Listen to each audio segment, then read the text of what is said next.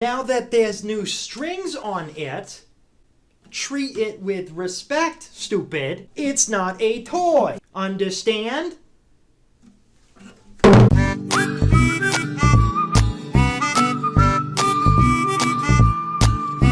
So I got kicked out of my band. We'll call it creative differences. And I'm like 40% sure I'm on house arrest, but my probation officer suggested I show people how to play music, because that's what I've done my whole life. Now, before we get into it, just understand I'm not doing this for any self-fulfilling reason whatsoever. I know you need a musician's help.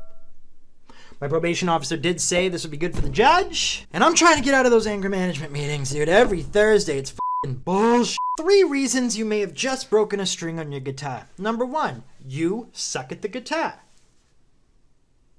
Number 2, you strum the strings too hard, doing an awesome mind-bending rockin' solo. We know why you're here. You suck at guitar. Most commonly and most likely why you're here, your strings are probably old. There's a great hack that I know to tell if your strings are too old. Run your fingers into the string up and down the neck for a minute. Then you hit it with the...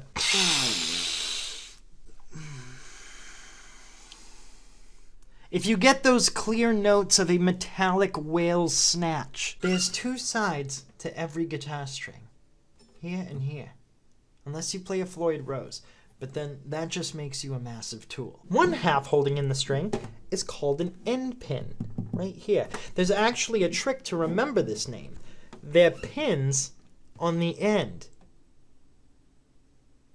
Am I losing you? These are the other side of the string. The tuning pegs. This is what you tie the strings into after they're locked in at the end pins. Okay? Simple enough for ya? Morons. You know, there's a debate as old as time on how musicians should probably remove the strings from their acoustic guitar without affecting the neck tension or the wood. Don't worry. That's not a debate that you're going to be dealing with anytime soon. You know why? Because you suck at the guitar. In respect to that debate, however, here are the 3 ways you can remove strings off your guitar. Manually. This is when you use the tuning pegs and down-tune the string until the string comes right off. Only tool in this equation is how you look doing it.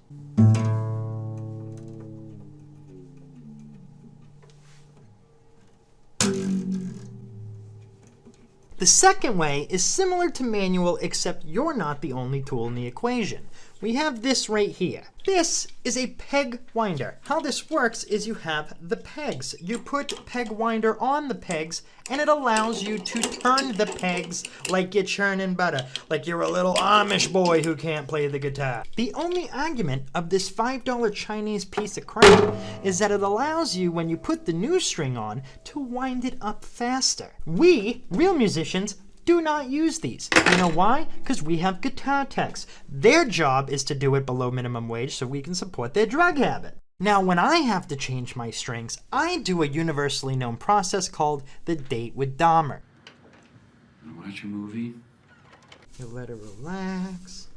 You loosen the tension. Then you snap her in half.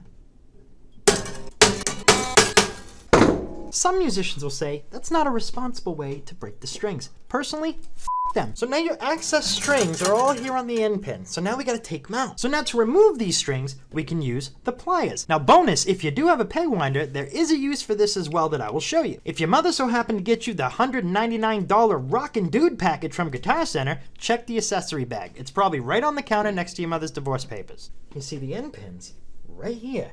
They're a lot like teeth. These pliers are gonna help you take them out like that little molar. Ah, look at that bastard, huh?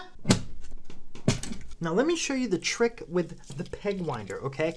Now if you can see with my camera is that there's a small lip right here. Let me see if I can get some light on this bad Larry right there. I don't know if you can see it, but there's a lip right there. Can you f***ing see it or not? See, what you can do is take this lip and slide it into the end pin and just give this a little cock back.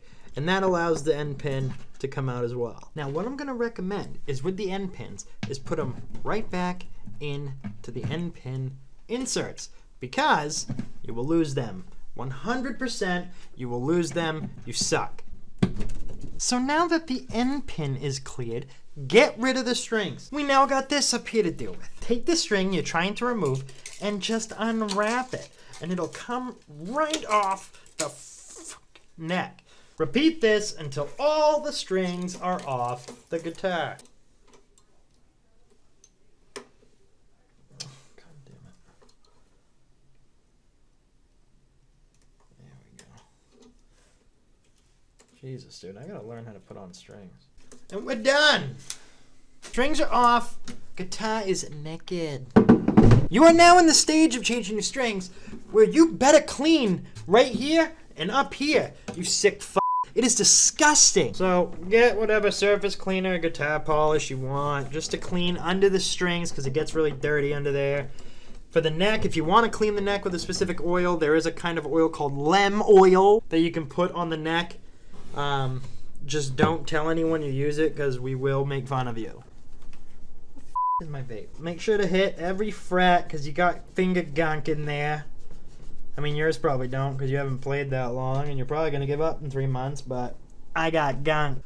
Now, let's put some strings on it. If you go to a music store as a new musician, you see so much choice. Earthwood, Diodario, Slinky, Clear Tone. You don't need to know all that. You don't need to know what the different gauges are. You're stupid. Light, medium, heavy. Those are the only 3 options we need to be thinking about right now. Now, what those different levels actually represent is how much tension is on the string when you're pressing down on it. A heavy string would feel harder to press down on the fretboard using your fingers. This gives what is called a more bold sound, a more big sound. And then you have light, where you're pressing with much less pressure on the string, easier on the newbie's little fingers, and leaves you with what's known as a bright sound. There you go. $7. Don't read it. Don't overthink it. You are not even close to a place where we can have that discussion of my in-depth analysis to my preference of guitar strings. These are $7 at Guitar Center. You're gonna buy them. They're gonna sound good. That's all that matters. Look at this. Look at this. How the hell are you supposed to know what this is? The number you see on the packaging are the gauge of the strings. That's about as far as I'm gonna go talking gauges with you numbnuts. We just need to put the strings on. You can't figure out where to go from here because the numbers are confusing you. Let me fix that. Bigger number. Bigger string. Smallest number. Smallest string. So here I grabbed the biggest number out of the string set. The biggest number being the biggest string. The biggest string being E. Right? Okay, so now when you pull a string from a pack, it has 2 sides, right? It's got this side, which is just nothing, and then this side, which is a ball.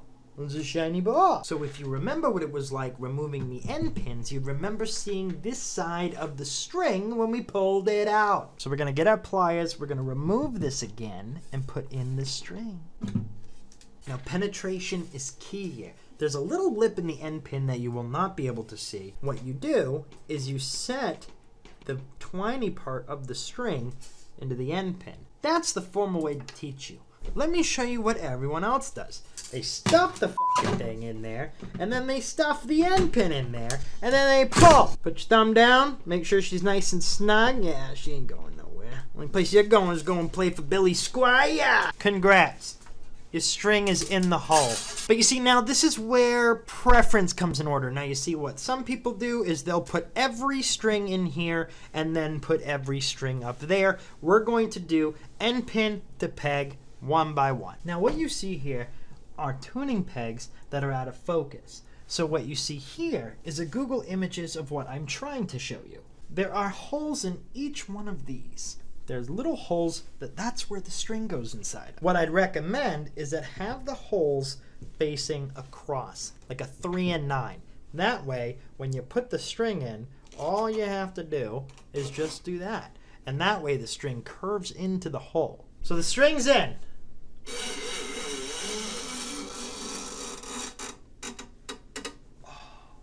Right here, on the top of the guitar is a nut. Now, the white's not going to do this very much justice, but there's slits in each one. 6 of them to be exact, almost conveniently to the amount of strings your guitar has.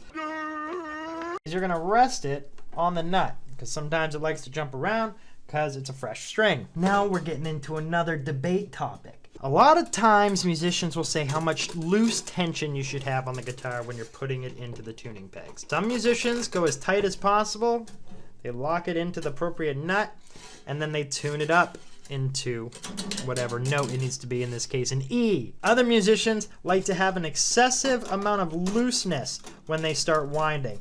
Honestly, the only reason that this is even a preference is to how much slack gets wrapped around the tuning pegs. That's all. That's seriously it. There's no argument to be had to tonality. It's a f***ing preference. And their only defense is always, you'll break a string faster.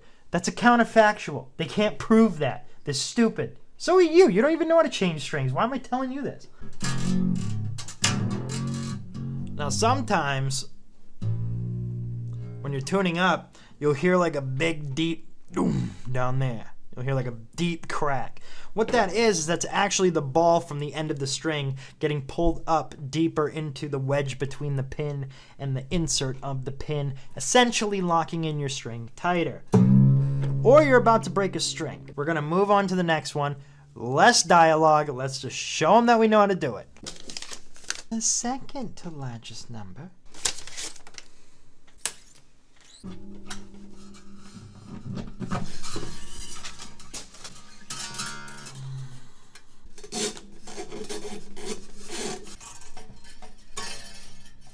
Let's see if we can hear that crack. Ooh, that M pin, she's trying to lock in.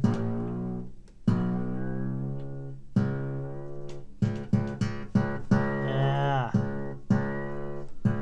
She's in. Don't forget, if you have a peg winder, that works too, to bring up the M pins. Sometimes you can pull them out with your fingers after you've loosened them up enough. Just like that. Now a tip. I leave my finger while the string's resting on the slit of the nut. That way it just doesn't bounce around. Strings just like to go all over the place when they're brand new. By having your finger, keeps them in place while you're tuning it up. A fun way to do it is also putting the strings up this way when you're tightening up the pegs. That way if a string breaks and snaps you right in the eye, you can most certainly leave this video saying you learned something. Yo! Look at that. Look at that. That's the G right there. No big deal, folks. Let's pop that sucker down. Last string.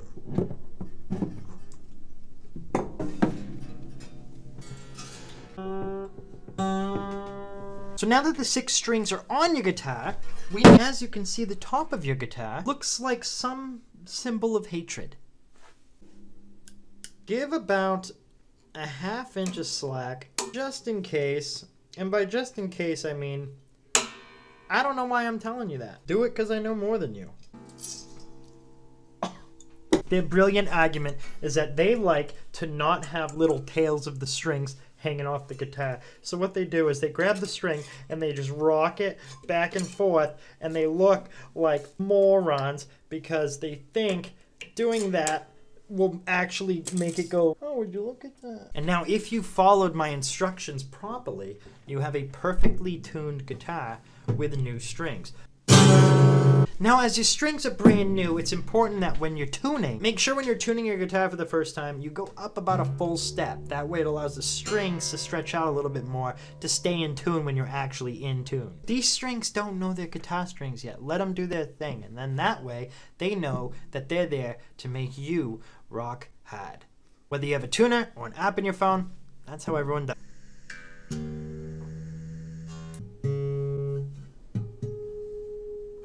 And you did it! You have new strings. Good job, stupid!